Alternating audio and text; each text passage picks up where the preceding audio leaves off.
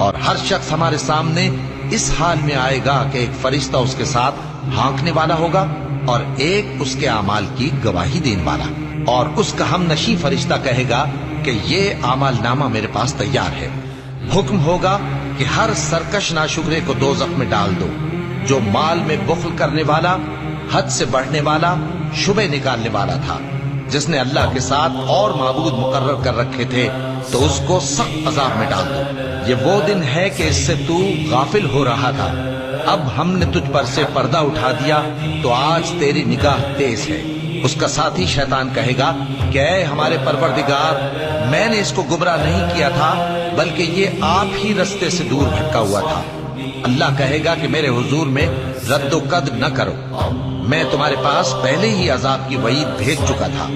میرے ہاں بات بدلہ نہیں کرتی، اور میں بندوں پر ظلم کرنے والا نہیں۔